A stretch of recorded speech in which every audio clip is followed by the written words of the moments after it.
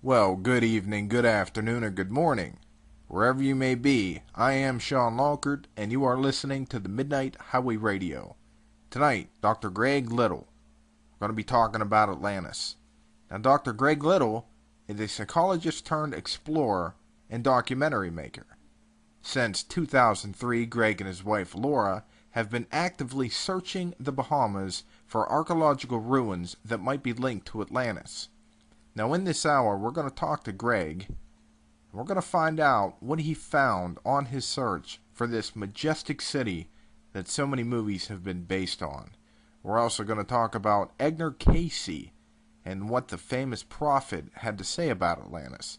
You guys and girls don't want to miss this show. We will be right back. I'm going to go ahead. I'm going to welcome you to the show.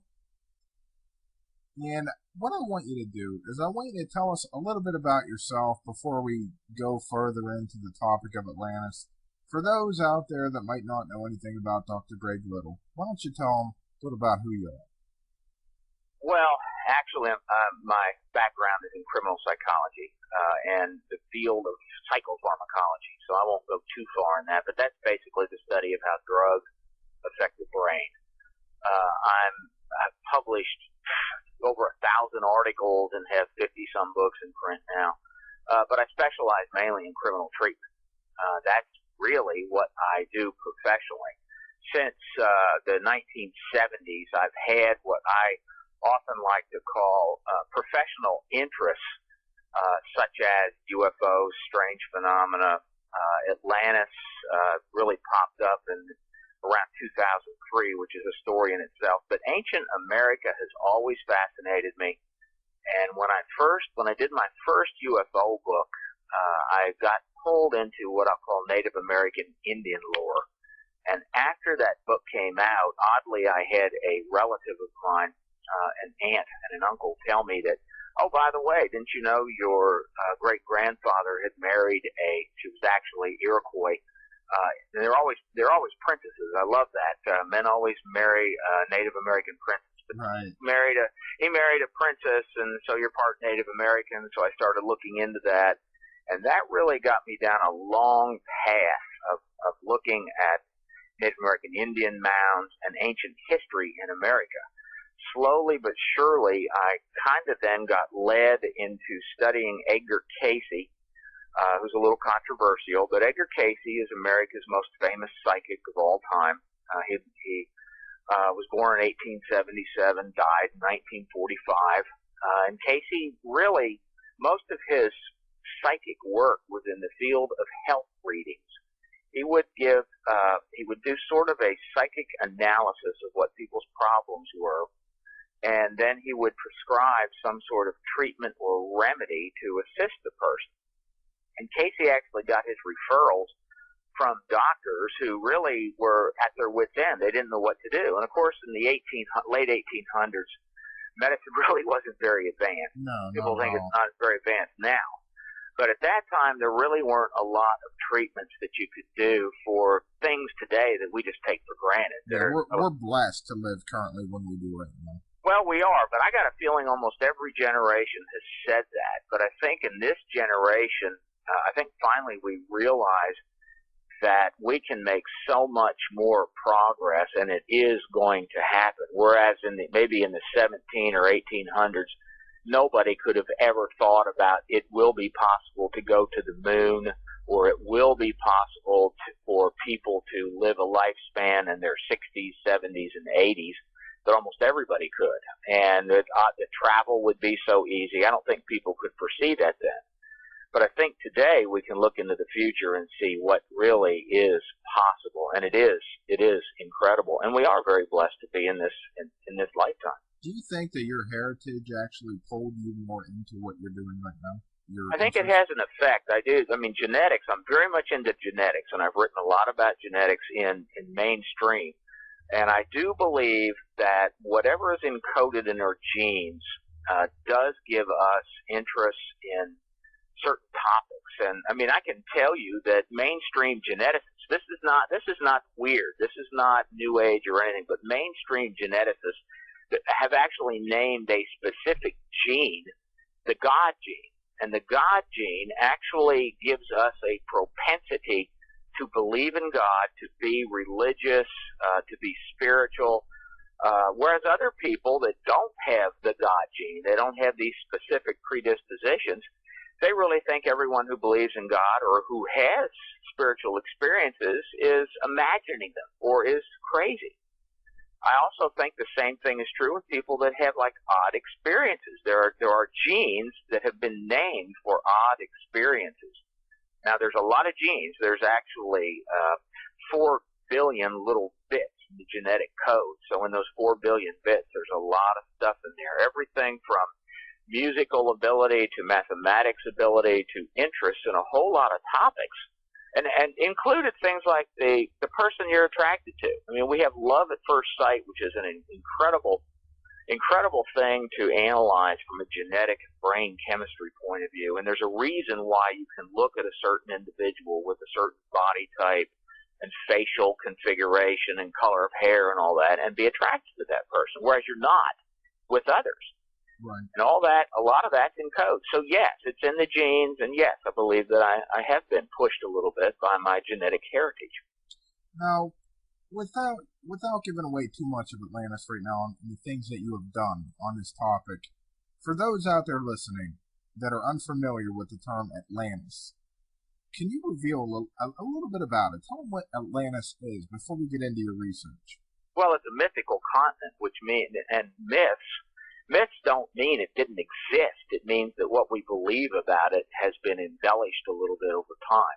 So Atlantis is a legendary or mythical continent said to have existed approximately, or been destroyed about 10,000 years ago. We'll just use that as a round figure. So actually it's 11, and now it's 12,000 years ago, since it was roughly 9600 BC that it sank. The story originally comes from the Greek philosopher Plato, who wrote it down around 355 BC. And 355 BC was 2,365 years ago. So he wrote 2 stories, one called Critias, the other one Timaeus. And in those stories, he told about this island empire out into the Atlantic, which became very advanced. And remember now, 10,000 or 12,000 years ago, 10,000 BC, it's believed by archaeologists that man could not cross the oceans. They don't even believe they had boats that could even go along the coastlines until recently. Now they accept they probably had little hide-covered boats.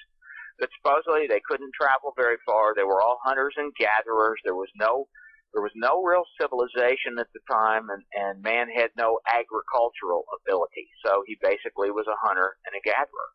But Plato said this advanced continent existed, that it had agriculture, that it had really advanced technology for the time. They had chariots, they had horses, it had elephants.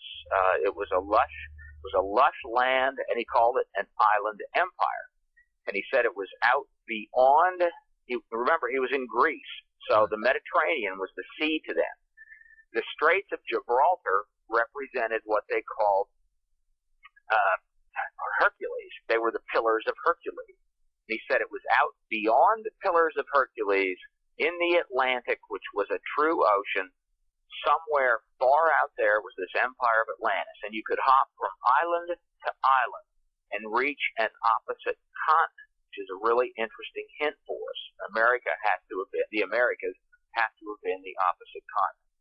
Plato said that in roughly 10,000 BC, 9600 BC to be more precise, that a disaster occurred on the island of Atlantis, destroyed it, and basically sunk it. He said that the disaster occurred because the Atlanteans got greedy. They wanted to rule the world, and they attacked the entire Mediterranean with the idea of basically enslaving everybody inside the Straits of Gibraltar or in all the Mediterranean lands. So that's kind of a thumbnail sketch of the whole story. Now, mainstream archaeologists don't believe the story. They think it has no basis in truth, that Plato made it up to try and teach the Greeks a lesson. But there are many people that believe the story is based upon factual events. Now, I know you spoke of chariots and elephants and all that, but how far advanced do you think that these I guess you would call them Atlanteans, correct? Yes, yeah, they'd be Atlanteans. Okay, how far advanced do you think they were? I mean, could they fly? Anything like that? And when you talk about disasters, that kind of makes me think, Fukushima, like their own destruction. Yeah. When you say Well, destroyed, how cataclysmic are we talking? Well, what if you actually read Plato, what he says in that section, very few people really get this when he talks about how it got destroyed. It was caused by heavenly bodies, and he said that routinely in the Earth's history, long in the past, that bodies that rotate around the Earth, he said there were many bodies in the heavens that rotated around the Earth, and that at periodic times, some of these bodies would interact with the Earth and cause massive destructions. And they were so big, these destructions by fire and water were so big that nobody could remember it afterwards, and that this happened over and over again, and that the destruction of Atlantis was just the most recent one of these. So imagine a meteorite or a comet that comes in, that the idea now is that it was a comet, a large comet that came in and actually struck in the Atlantic and hit South America and parts of the Caribbean and so on. There's evidence of this. It's called the Carolina Bays event in America. But around 10,500 BC, they know that something did in fact happen, and that it created massive firestorms and tsunamis. So, and coincidentally, that was the end of the last ice age. And at the height of the last ice age, which is around 20,000 years ago or so, the height of the last ice age, the sea levels were 300 feet lower than today because so much ice was in the polar caps. Right. That ice slowly and surely melted, and it raised the sea levels up, and that would submerge land. The main destruction was by this impact, at least according to Plato. He doesn't call it a comet. He doesn't call it a meteorite. He talks about these heavenly bodies moving around. But he said that it's basically God's wrath because the Atlanteans had become essentially an evil race. Yeah, you know what that kind of reminds me of? When you were saying heavenly bodies, it almost reminded me of like UFOs in the atmosphere or something that might be doing you something. Could interpret it that way. I don't see it that way because I know there's evidence now of this cometary fragmenting comet impact. Right. 10,500. But you could, it's very easy to interpret a lot of this in terms of aliens. Yes, that's true. Does it remind you of Sodom and Gomorrah? It does, absolutely, sure. And again, that's another wrath of God because people had become evil. Yeah, very similar. All right. Let's go back to technology. I believe that the Atlanteans' technology was very much advanced for the time.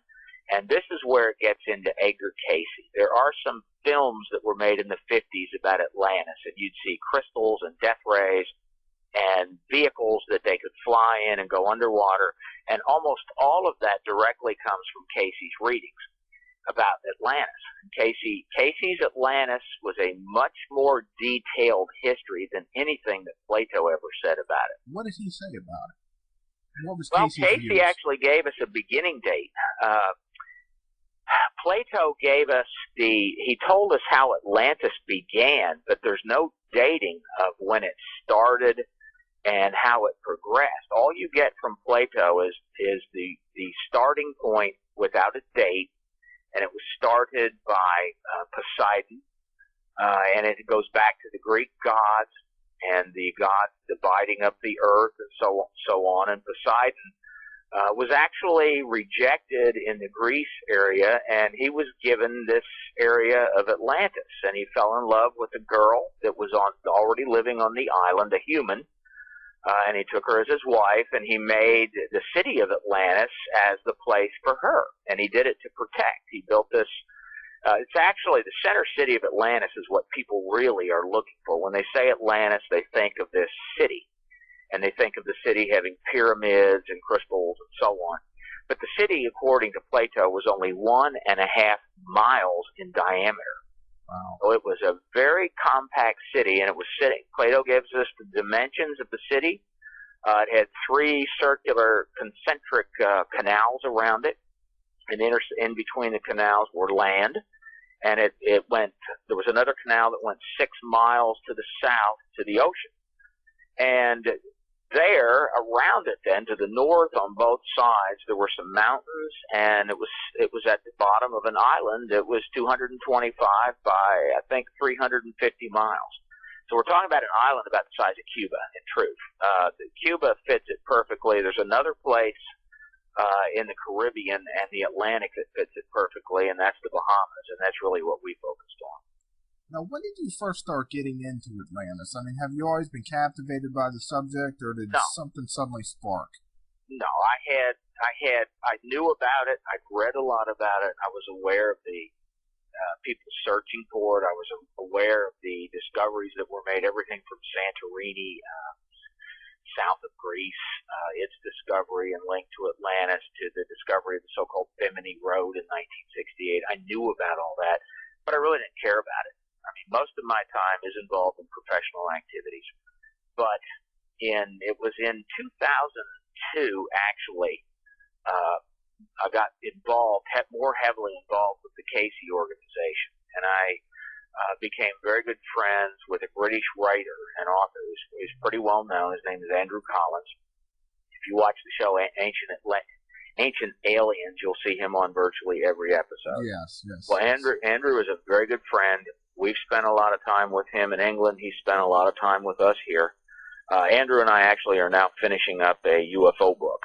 It's right at the very end of it now. But it was Andrew. Andrew wrote a book called Gateway to Atlantis, and in it he was speculating that the island of Cuba actually was Plato's Atlantis. That was the main island. And in his book, I remember talking to Andrew about this. We brought him to Virginia Beach to give a talk.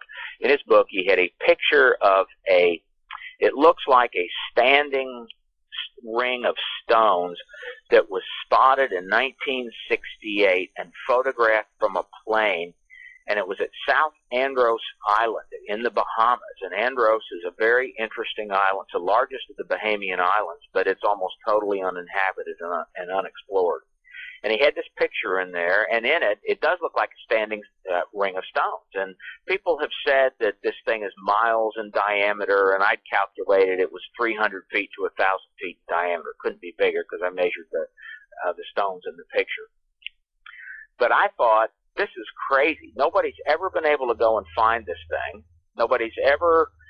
They've tried to find it, and nobody could ever re-find it. And I figured, if this thing's there, we can go find it.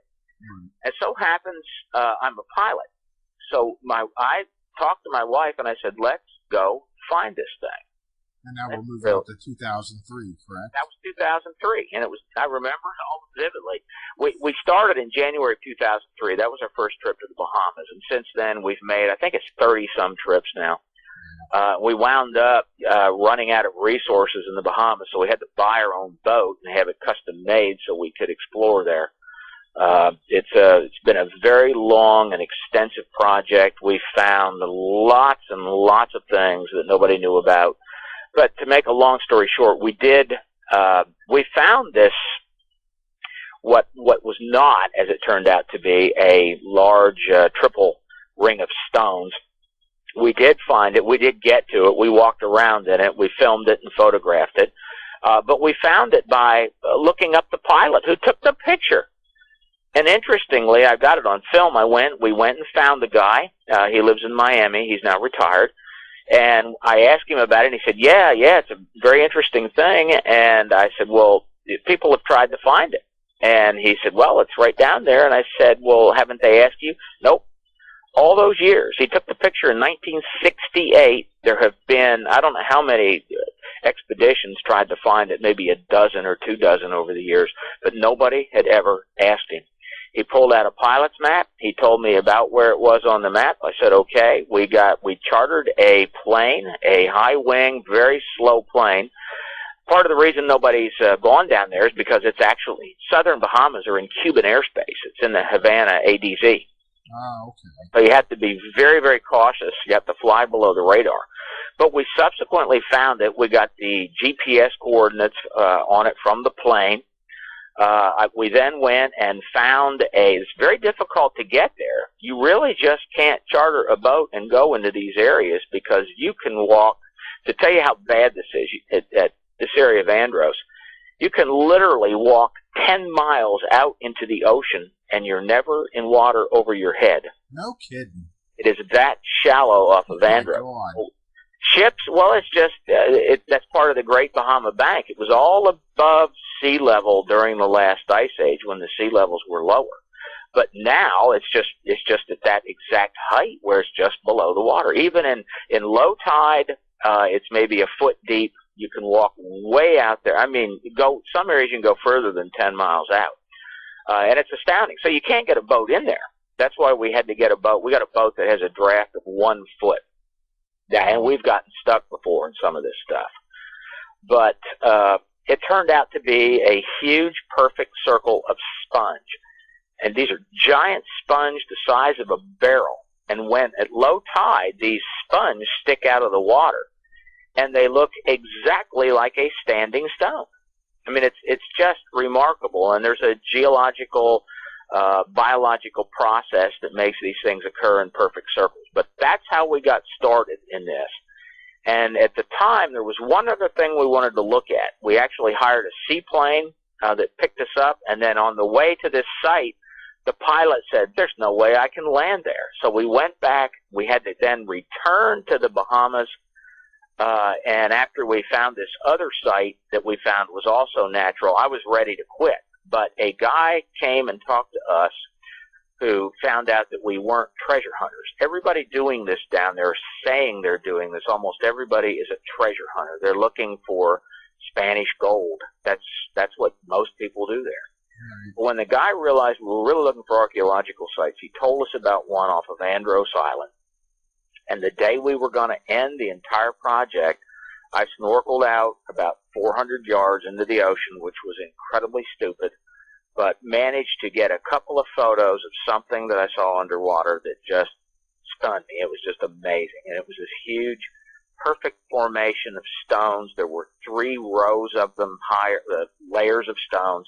We called it the Andros Platform. We got in touch initially. Mainstream geologists would talk to us about it. They were very interested in it. We had it carbon dated. It wound up that formation came from stone that beach rock. You can carbon date a type of stone called beach rock. It's the only kind of stone you can actually carbon date. But anyway, it formed around 4000 BC. It wasn't from Atlantis, but it shouldn't have been there. It was a port of some kind from 6,000 years ago. But that's what really led us into all this. Now, I know the sands will shift back and forth. Like, sometimes objects will be visible, and then other times they won't, even a couple of days later, because of the shifting of the sand on the sea.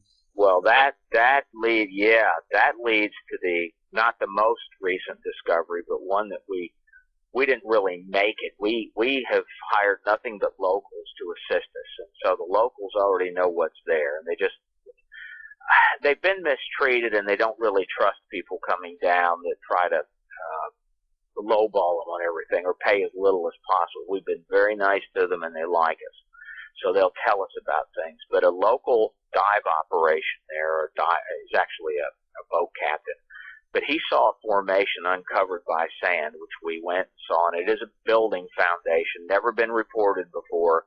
It's not at the Bimini Road. It's not anything ever reported before. We got a sample of it. The National Geographic took a sample and gave it to us.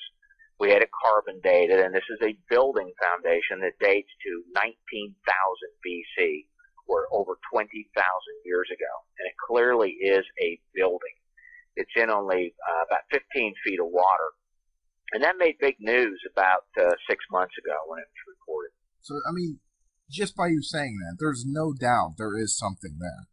Oh, yeah. There's a lot of stuff there. It's just, it can be very difficult to find. That building, by the way, the last time we were there, it's almost entirely covered by sand again. The guy saw this, and he'd never seen it before, and he's lived there his whole life after a storm. A storm shifted all the sands and uncovered this building, just like he'd said. He called us. We went down almost immediately, filmed it, photographed it, measured it. We went back again 6 months later, and it was half covered by sand, and we went back it was about 7 months ago, and you couldn't see it at all now. It's just totally covered by sand again. So it's like here today, gone tomorrow. Yeah, imagine if you could have went there like right after Hurricane Andrew. You know what I mean? Yeah, absolutely. Right Well, we have seen things immediately after hurricanes, and we've seen some incredible stuff. But it can be gone almost right away. I mean, incredible stuff. We found 31 crashed planes in the Bahamas. That's one thing that got a lot of attention because we did find some Bermuda Triangle. That's just what I was going to say, Bermuda Triangle. Well, we got into that for a while, where we'd go to these planes and try and ID them, and we've been able to actually get the N numbers on a number of these planes, but a lot of them you simply can't. And we've managed to find planes that were underwater for 10 years. That's all, and those are almost you really can't see any numbers on them at all. It's like the salt water and corrosive processes under the ocean just eat away all the paint, so there's no numbers left in these planes. So you need parts and try to match parts up, and that can be a problem. Right. Do you think that the Bermuda Triangle has anything to do with Atlantis? Well, some people do, but personally I don't. I just think that the Bahamas, what I really believe is the Bahamas were the main, there's a set of ports there. There's actually 4 places that we know of that are very clearly breakwaters and ports that were in operation around 4 to 8,000 years ago by an unknown maritime culture. And they're probably the remnants of some culture that was before that. And for lack of a better term, there is no other term. Atlantis is the only Ice Age era culture name that anybody has.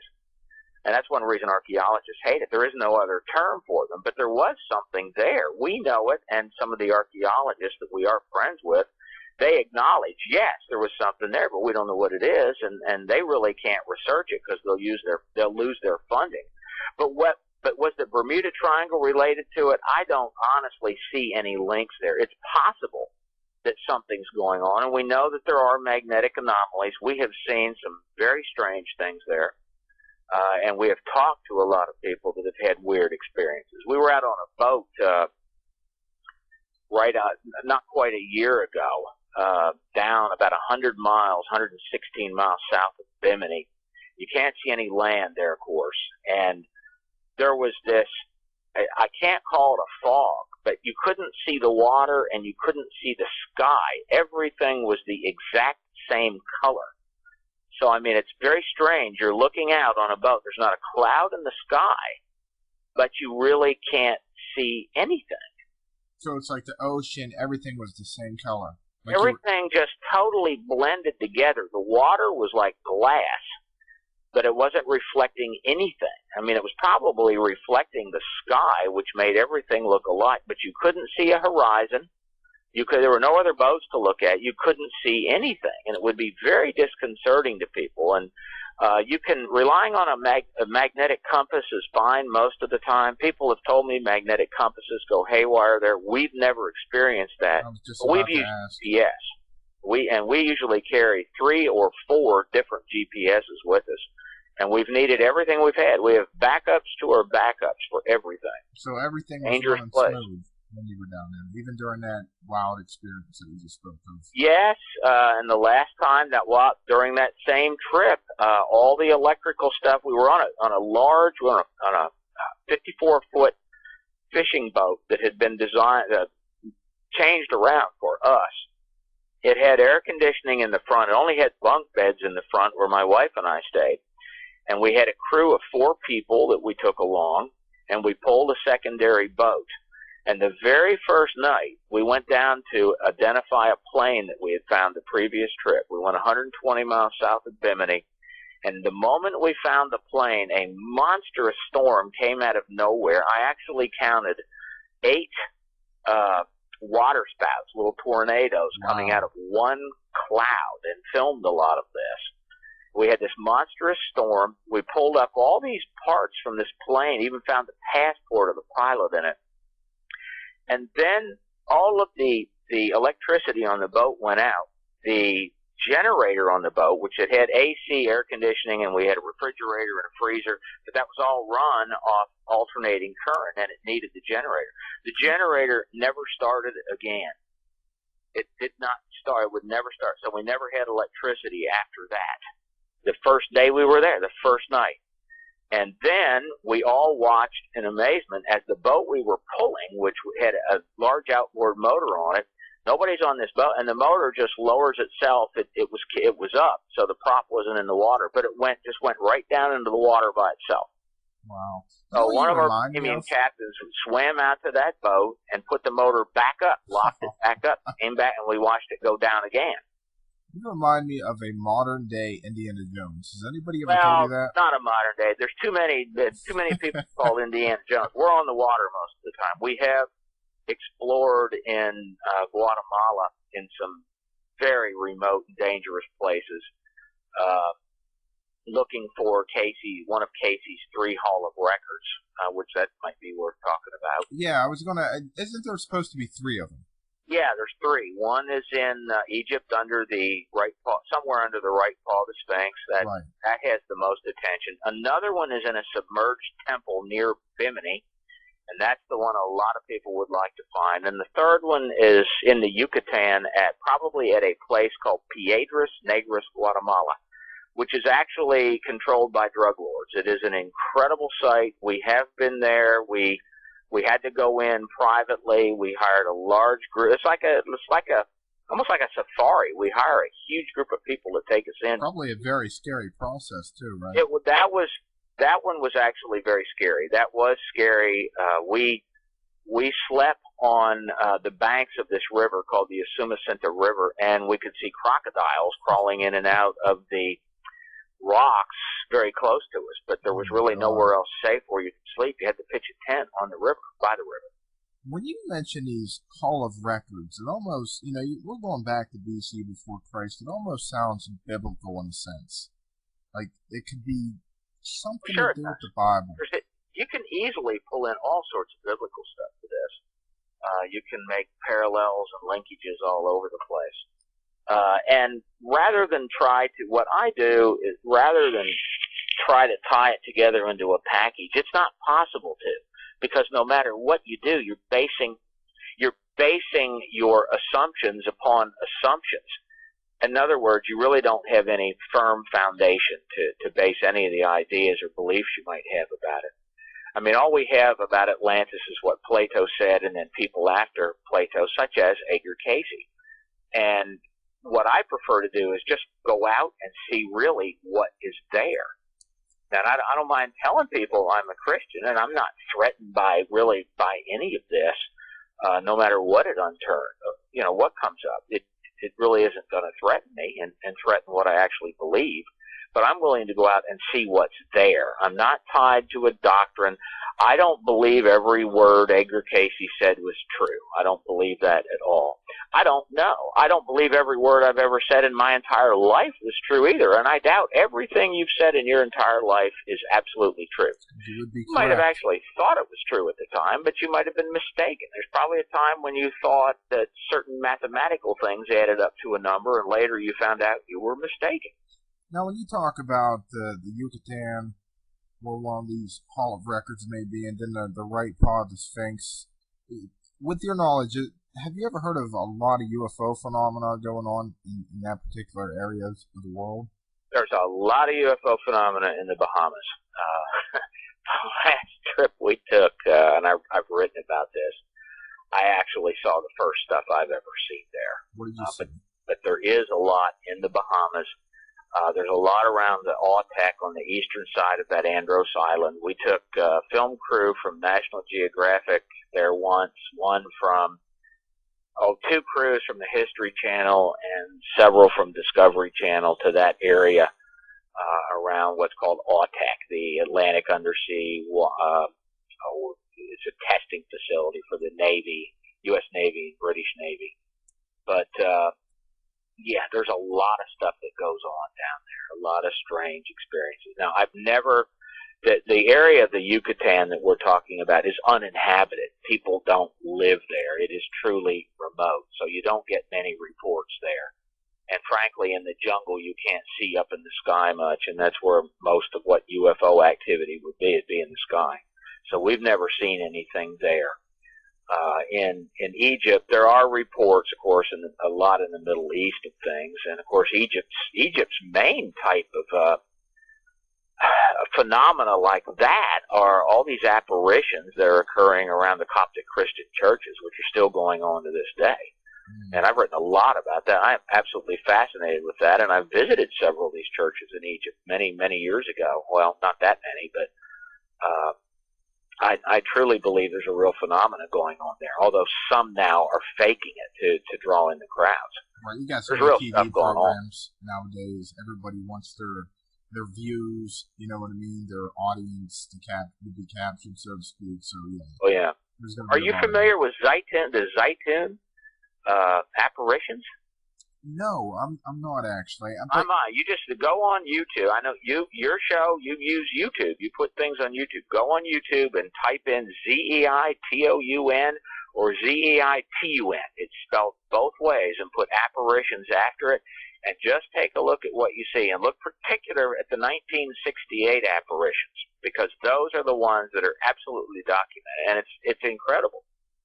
You will see there, I consider the Zaytun cases in 68 as the absolute best evidence that there is a spiritual world. It's the closest thing to true scientific evidence that a spiritual manifestation does occur and is very, very real. Now, when you talk about the Atlanteans, okay, yeah, and how technological, they're very advanced civilization. I almost get tongue-tied even talking about it. Do you believe that, I mean, how did they get so advanced? Do you believe that aliens may have visited this place?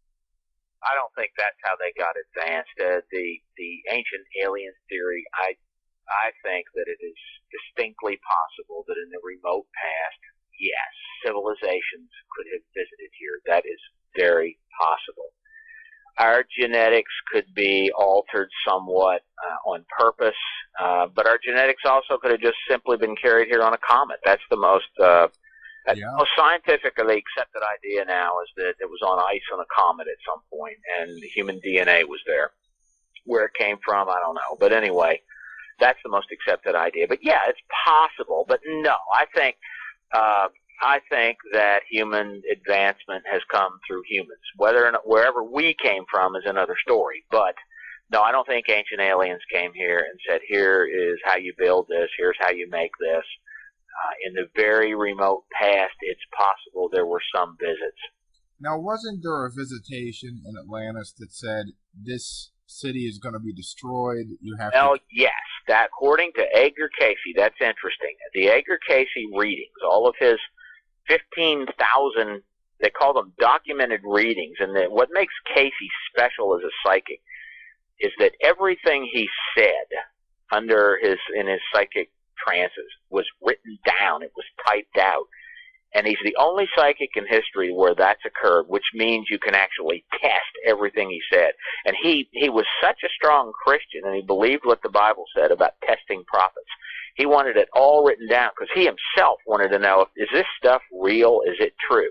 But yes, in his readings, there are 3 citations that talk about what you could call either UFOs or aliens, and one of those was in roughly 10,500 BC, or 12,500 years ago, when a priest, an Atlantean priest, received a communication from what clearly appears to be non-human, alien, extraterrestrial entities, telling this priest that a disaster was going to occur, and that Atlantis was going to be destroyed, and that they needed to make a plan to preserve their knowledge. That's where the Hall of Records came from. So this priest then hatched a plan to send out 3 different groups to 3 different areas, widely spaced areas. One was Egypt again, one was Bimini, and the third was in the Yucatan, to place these identical Hall of Records, which essentially are 32 stone tablets and a lot of other artifacts. The stone tablets contain the history of humankind from the beginning up until the destruction of Atlantis. So that's what they were trying to do. And these have never been found. No. No. I believe they've gotten really close in Egypt recently. This guy, Andrew Collins, I think he's gotten very close. I made a documentary about it, which is on YouTube. It's called The Secret Caves of Giza. If you look that up on YouTube, you'll see it. And it shows Andrew and his crew going into a cave system. I wrote and narrated that documentary, which is something I like to do. But I think they've been close there. We believe we probably found based on Casey's readings of Piedras Negras, we probably found where this can be accessed, but it is just impossible to do anything there now because of drug problems. And the third place, Bimini, nobody's found anything that can be considered to be Casey's temple. We have found a Greek temple in the Bahamas, and it's genuine. It's real. There's a real Greek temple underwater about 10 miles north of Bimini, but it was carried on a ship. But it's amazing to see underwater. There are the remains of a white marble Greek temple there. What you're talking about, I mean, it's almost just mind-blowing hearing about these 3 different tablets and stuff. It really makes me wonder if some kind of global elite or some secret governmental organization may have gotten a hold of some of these, and if they did, would they not release them? Because let me ask you this, Doctor. If these tablets were discovered, and you're talking about the information that would be on these tablets, if they were discovered, I mean, it might completely revamp religion, revamp mankind, period. Yeah, sure it would. It probably would. I don't think anybody has found them yet. I know they haven't in Bimini, and I know that they haven't in the Yucatan. I can't be quite as sure in Egypt, but I don't think they've been found there either. I know most of the people involved, and I know what's transpired over there. And Egypt's now become almost impossible to do anything, but it would change everything. And plus, I didn't mention this, but Casey said the design for what they called their Firestone is in these records, and that was the weapon. That was a weapon that they had that actually caused problems. The final destruction of Atlantis was in 10,000.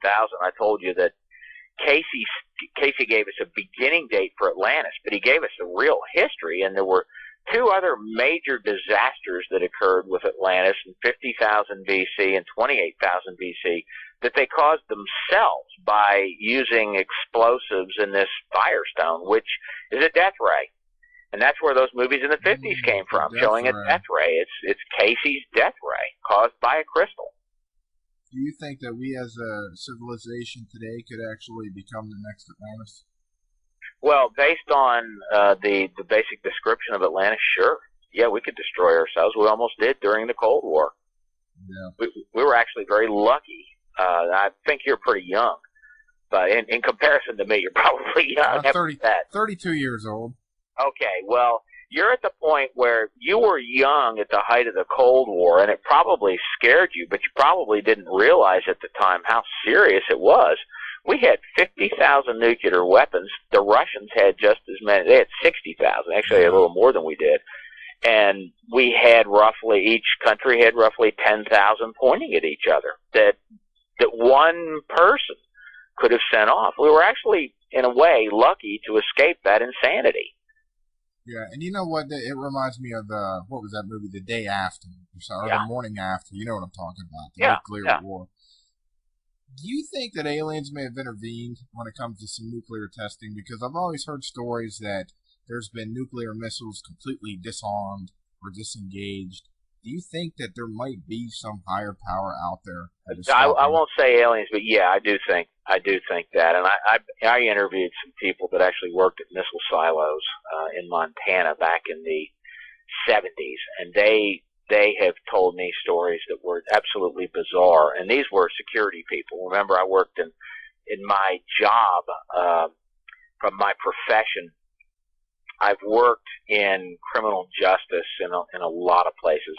I love to say that I've been in prisons all over this country because I've actually done work in probably about 400 prisons. But in some of these, I run into security people, and security people tend to be ex-military all the time. And a lot of them were security people in the military. A lot of them worked at these missile silo sites. And they have told me stories of what I would call a plasma, a light, a round, oval light, solid light form that is crackling and sounds kind of like bees or static electricity, and that these things would come in over the security fences where the missile silos are, and they would set off certain alarms, but essentially deaden the whole site then. And they've told me, I've heard several stories like this. I'm going to talk about one or two, but several more beyond that. And I really can't say who these people were, and I have written it up in a very general way so they couldn't be identified.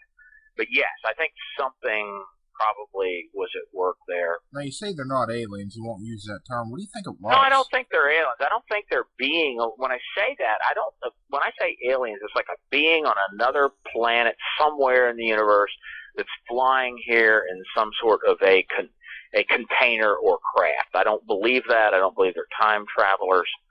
I don't believe they're coming from another dimension. I believe it is an intelligence that generates from the Earth.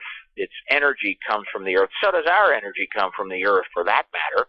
And we're not permanent. These are impermanent energy fields that have an intelligence of their own. And they come and they go. But we come and go too. And it just seems to us that we're permanent, but none of us are. We're all going to disappear and we're going back to dust. It's almost, when you speak like that, it almost makes me think that the Earth as a whole has a soul or something. It probably has an intelligence of some kind. That if you believe in Native American ideas, I believe electric fields have an intelligence while they're active. Just like our brain is wired in a way, and when it's active, it has an intelligence. So I believe all fields, magnetic, electromagnetic fields, electrical fields, all have an intelligence of sorts. And when I say that, it's a foreign intelligence. It's not alien, but it's foreign. It's something that we cannot understand. It's so foreign to us that it's almost it's inexplicable. Right. So you don't understand it, but it has its own purpose, like an angel. It's kind of like the idea of an angel. An angel is a messenger. It is difficult to talk about angels and think of them like I'm talking about. It's more easy to think about an angel as some sort of a being that has wings and has a personality. Right. But if you actually read all the historical information about angels, most of which comes in the Christian Bible and the Koran, you will see that angels really don't have personalities per se. Angels are messengers. They have a function. They come with a specific purpose in mind, and they fulfill a function. And it's very difficult for us to think of it in that terms and think that that object that has this function is simply doing what it is supposed to do. It's being what it is. And probably we're the same way, but we don't see it that way. We're all human, and we're acting in a certain way. We are living in a certain way which is pre-programmed into us, and so are they. And because our life is so foreign to them, there's no way that we can understand what they are, at least in this present form. Now, going back to Atlantis, do you believe that they may have had enough advanced technology for space travel? That's a great question, but no, I don't think so. Edgar Casey said that at the height of the Atlantean technology, when they reached their pinnacle, they had airships, and he described these airships in great detail. And one of the biggest clues in it is when he said that they took the hides of pachyderms, which are elephants, and they dried them out, and they sewed them together, and they essentially became like a dirigible or a blimp. Now, the way that they gave these force to where they could move, now that's where it gets interesting, because he described them using crystals to focus the sun's energy to produce, the sun's rays to produce an energy that could propel these objects in the sky. But that is the type of aerial objects that Casey described. So no, I don't think humans in the past have come up with that much technology. I can be wrong. I mean, you're asking me an opinion about something which really anybody's opinion is as good as mine in this. Right, because you go back to the face on Mars. I know it's been debunked, so to speak, by NASA, but it just makes you wonder if back in the day, if they may have flown there and chiseled a human face in the rock, letting people know, just like we put our flag on the moon. But they carved something on Mars saying, look, we've been here.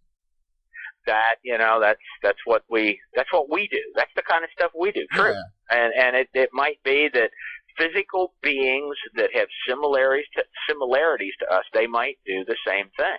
And I acknowledge in this ancient alien idea, the Mahabharata from India, it does have what looks like real flying craft. It does have what look like missiles described. And there's I don't see any other way around that. Somebody either was an incredible science fiction writer beyond what you could possibly expect at the time, or somebody lived through what we would call a nuclear holocaust with amazing flying vehicles and jets and planes and missiles going off, and they watched it and wrote about it. Now, that's probably the best solution right there. That may have happened, but that's describing something I think that was like 6,000, 7,000 years ago, as best as we know. Now, correct me if I'm wrong, but wasn't Gacy asked back in the day that was there life in our solar system? Now, let me quote that solar system. He said no. Now, he's not talking about the universe. Well, here's what he was asked. He was asked, is there life as we know it, human beings, beings like us living on other planets? And they didn't even say the solar system, but they said other planets. The assumption has been that that the person was talking about planets in the solar system.